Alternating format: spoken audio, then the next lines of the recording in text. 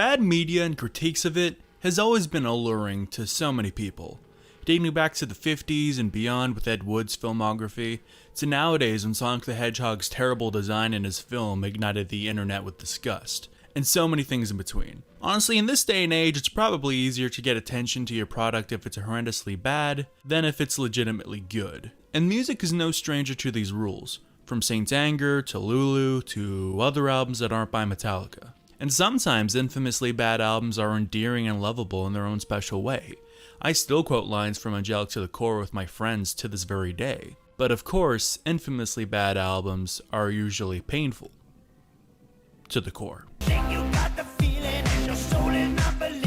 Unlike the act of watching terrible movies, listening to terrible music does not have the same appeal. Try inviting your friends over to listen to the new Trapped album with a few beers, and you're not going to have those friends for much longer. Listening to music in such a way to make fun of it and clown on it really doesn't work unless it's fundamentally flawed like the Shags or Echoes or something. Which got me thinking, what are the worst rock albums ever?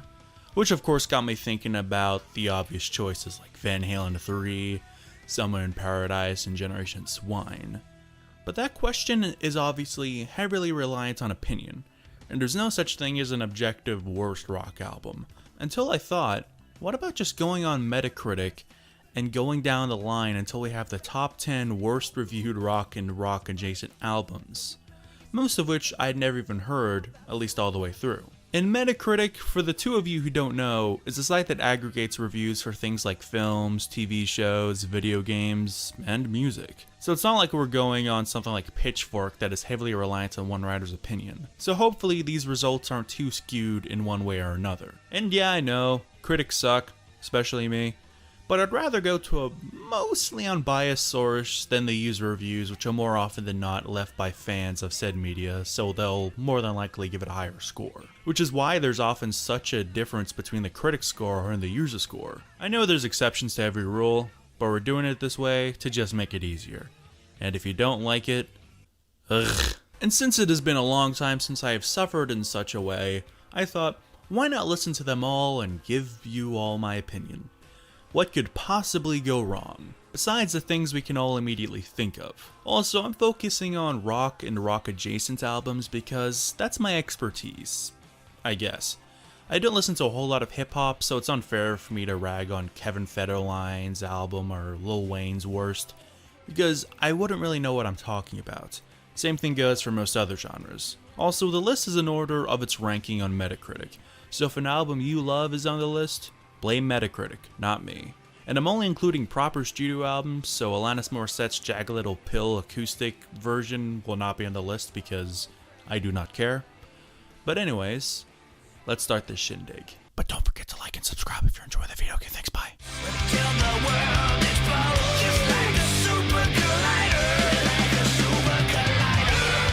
Oh dear, starting with the big guns, aren't we? I've yet to discuss Megadeth on this channel. Doesn't count. And that's a shame because I love their first handful of albums. I even like Cryptic Writings and Dystopia, which are two albums a lot of people don't. But I don't think I'm surprising anyone when I say that Super Collider is quite poopy. It's one of the more infamous metal records to come out in the last 10 years for good reason. After Megadeth had a comeback with Endgame, an album a lot of people really liked, he followed it up with 13, which at best is mediocre, and then this album, Dave Trying to Sell Out, because it worked so well the last time. Now, it's not quite Risk levels of what the fuck, but it comes close. The title track is a terrible attempt at radio rock, and unlike Risk, Dave's voice can't even slightly save it. He sounds like he's singing through a blender. Burn has some decent verses and guitar work, but that chorus is just heinous. Burn, baby, burn, 'cause it feels so good. Built for War has one idea that repeats it over and over and over again. The hook sucked the first time, Dave. We don't need to hear it another 2,000 times.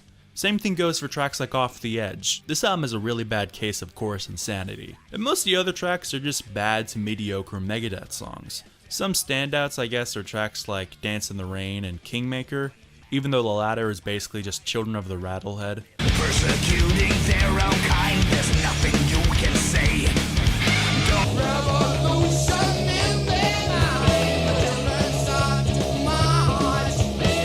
and I guess the Cold Sweat cover is decent, but even most of the better tracks come across as half-baked. Overall, it's not the worst thing ever, I guess, but I have a hard time sticking my neck out for it. Cause we all just wanna be big rock stars and live in hilltop houses driving 15 cars. I think we all knew there would be a Nickelback album at some point in this list, but I was not ready for it to come this soon.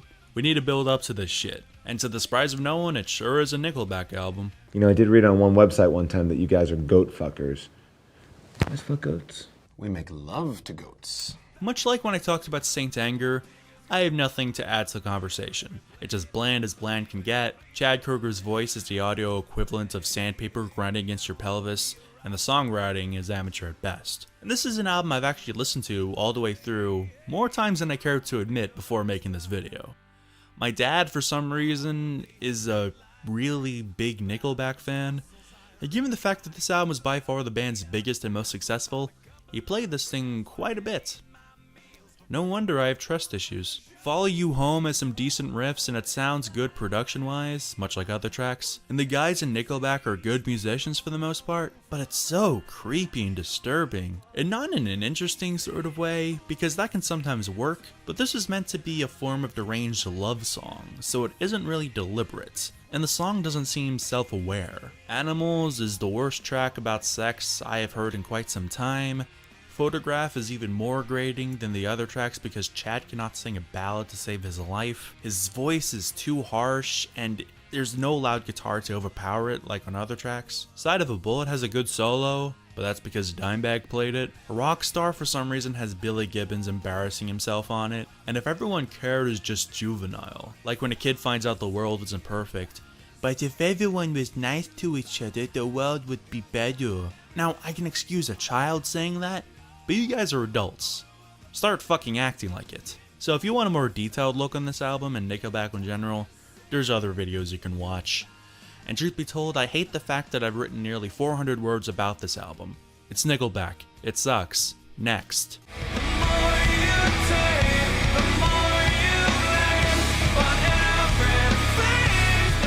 God, this album was a bore. I didn't know much about Stained before listening to this, but I expected it to be more interesting than this. I swear, I just listened to the same song 14 times in a row. All the songs are the same tempo, the guitar riffs are non-existent and blended to the background. Aaron Lewis isn't a terrible singer like Chad Kroeger, but my god, he has no range at all. At least on this album. All he does is that half-assed, whiny croon for pretty much every song of this album. And it gets really annoying really fast. The only song I even remember enough to talk about is the song Lane, written as a tribute to Alice in Chains frontman Lane Staley, which is a nice gesture and all, but the song itself just sounds like a song Alice in Chains sort of left on the cutting room floor, like if you ran an Alice in Chains song through Google Translate or something. Also, lyrics are pretty dumb. Your name was Lane. I would constantly find myself like 3/4 of my way into the songs and just skipping to the next track.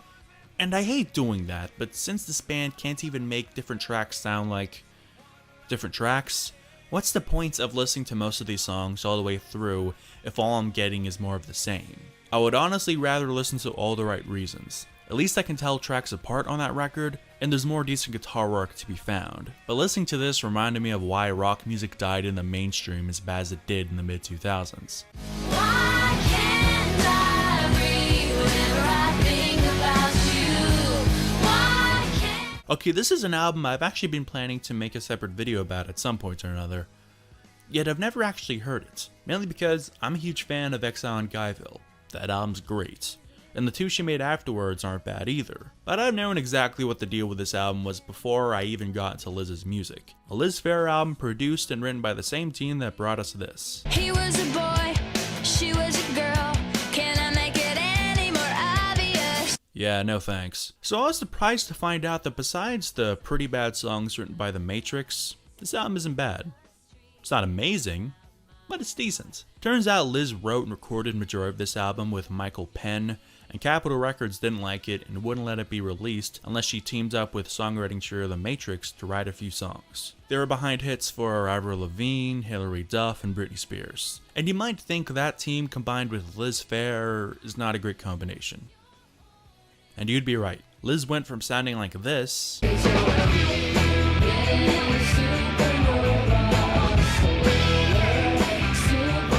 to this. Why can't I speak whenever I talk about you? The hit single Why Can't I is especially heinous since it's like a teenager writing a love song, but Liz was in her fucking 30s, so it comes across as just really desperate. Sometimes in the Matrix written songs, you can sometimes find a line or two that sounds like something Liz would actually write, but it's not enough to erase some of these terrible songwriting choices. The song Favorite equates some guy she likes to her favorite pair of underwear, and Rock Me is about how great it is to be a MILF.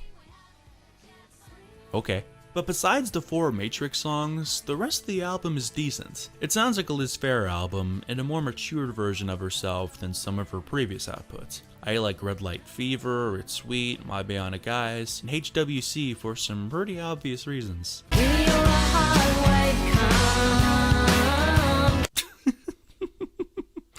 I'm a child. It's no Exile in Guyville, it didn't even whip smart. But it's not that bad, and you really shouldn't judge this album by the admittedly pretty bad singles. Besides, there's far worse Liz Phair music to be found, I'll say that much.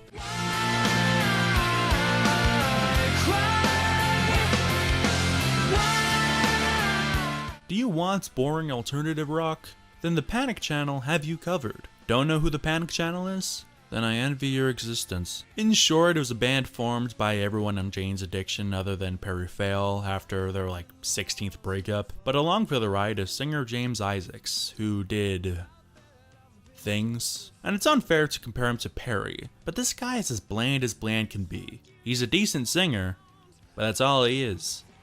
Decent. It's basically example 3678 of old musicians trying and failing to integrate themselves into the modern musical landscape.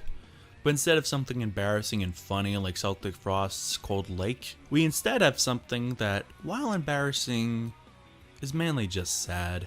It's super generic, borders on butt rock, and it feels like such a waste of talent. Were Eric Avery and Perry Farrell pulling all the weights on Nothing Shocking and Ritual de lo Habitual or something? You can occasionally hear some interesting ideas shined through the shit, like songs like Night One or Left to Lose, and Dave Navarro has some nice riffs and solos, but this album is too much of a bore to get pretty much anything worthwhile out of it. I'm always afraid that you'll go away from me. I'm always The second effort from post-grunge outfit Puddle of Mud, and it was halfway through listening to this album when I realized what a terrible decision I had made to work on this video. You might hope that after their terrible debut Come Clean, that they might improve and mature as a band, but nope, it's even worse. Worse lyrics, worse riffs, worse everything. But we got the same old Wes Scantlin.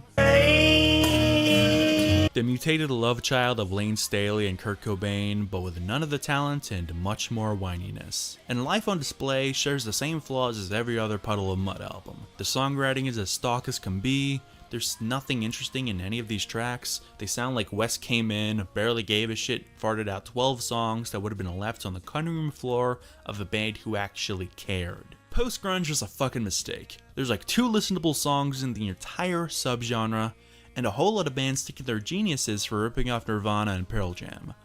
Puddle of Mud, more like puddle of shit. You don't have to do the crime to do the time.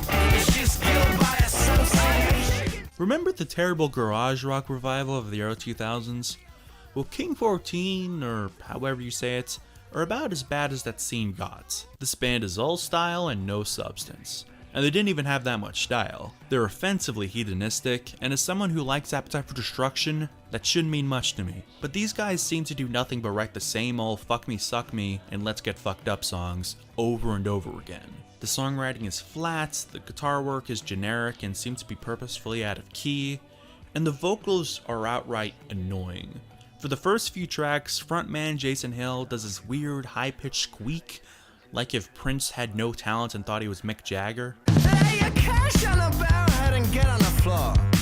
And all the rest of you away from the door. Thankfully, after the 4th track, we don't hear much more of it, but the fact that I had to hear this guy's terrible attempt at a quote-unquote sexy voice is insulting. Songs like Stalker are just creepy, Misguided Sheep gets on my nerves, And Homesick is a terrible attempt at a ballad, and it fails to understand that the way to make a ballad good is to make you care for the protagonist. But after hearing an album full of mediocre odes to sex, drugs, and rock and roll, I don't give a single fuck about anybody in this band. And it doesn't help that this ballad is as creatively bankrupt as the rest of this train record. This is their wake-up call. They're gonna miss it all. Let me preface this by saying I am not a Phil Collins fan. In fact, I actively hate his music. But damn, this album is still worse than I thought it would be. This has to be the most dull and boring album on this list. Maybe not the worst, but it's up there. I remember seeing this album on the list and thinking, okay, how can this album be so low on Metacritic? Even me, who hates this man's music, was surprised. But 2 tracks in, I understood why. This is just 12 tracks of lullabies sang by Phil Collins. I'm not kidding. The instrumentation for this record sounds like something ripped from one of those terrible lullaby CDs you see for sale for babies.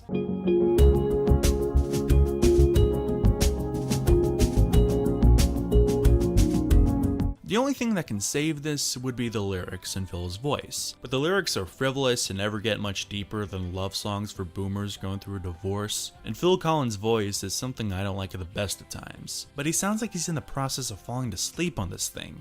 If he can't be bothered to stay awake while recording, why should I whilst listening? And I like some low-key music. It can be done well. But this thing is absent of hooks, absent of passion, and absent of anything that can make this even the slightest bit memorable compared to all the other drivel written for dads going through their fucking midlife crisis.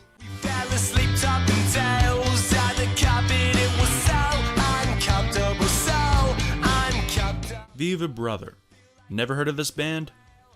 Good. Viva Brother were a Britpop revival band. Didn't even know there was a Britpop revival. Learn something new every day, I guess. And this band irritated me from the get-go. First off, calling your first album Famous First Words. Who are you? And according to Pitchfork, at their second ever show, they told the crowd, and I quote, "If anyone here doesn't want to hear the future of music, leave now." Again, who the fuck are you? It's obvious they're trying to be like Oasis, as if it wasn't obvious by the singer's Liam Gallagher impression, voice.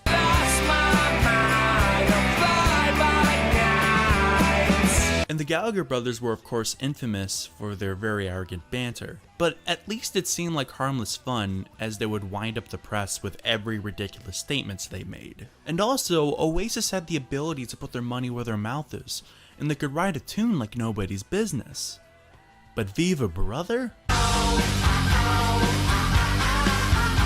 Yeah, not so much. Overall, I guess it's not the worst thing I've ever heard. It's not good, far from it. It is bad, and if you want music in this vein, go listen to the early Oasis records. It's a much more enriching experience. But I'll take a 4th-rate Oasis or Blur before I take most of the other shit off this list, I'll say that much. But I can see why people hated this band so much. You come out like you're the second coming of Elvis, and this is the best you can do. It's pretty pathetic, and everyone who hated this band has since been vindicated since... When was the last time you heard about Viva Brother? If you ever heard about them at all. And also, it was such a bitch to actually listen to this record. Most of this album seems to be scrubbed from the internet, apart from this one channel which had some tracks, and also... Okay, on to number 1, and boy, is it a doozy.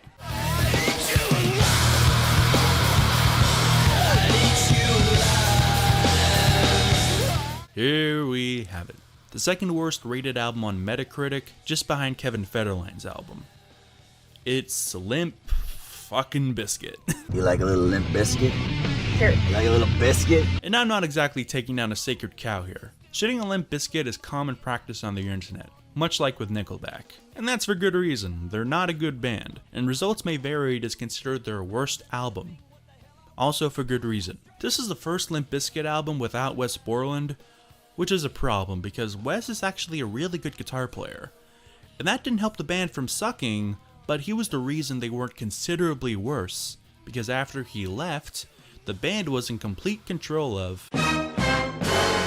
So the instrumentation is much worse. Instead of getting the occasional decent riff, we have nothing but walls of power chords, since Drop Dead Fred recorded a lot of the guitars himself apparently. Also in this album we have the band experimenting with folk and acoustic music. So now Fred Durst has feelings, and we're gonna hear a lot about them. And of course we have Fred's flat vocals, incomprehensible flow, and whack lyrics. It's basically like previous Limp Bizkit albums, but without the energy. It's too long for its own good, too mid-tempo, and very boring. It's basically this for 16 tracks in a row. It's like love, some people get it. For some it's just a glove that just never fitted. For me it's just a pain in the ass. Ah, Fred Durst, never change. Actually, can you please change? It would do you some good. So there we have it. That took a lot out of me, and I hope to never do anything like that again. So click here for more rock and metal videos. Tell me what you think in the comments. And don't forget to like and subscribe and click the bell to remain notified and to support the channel. But anyways, take it easy, party people.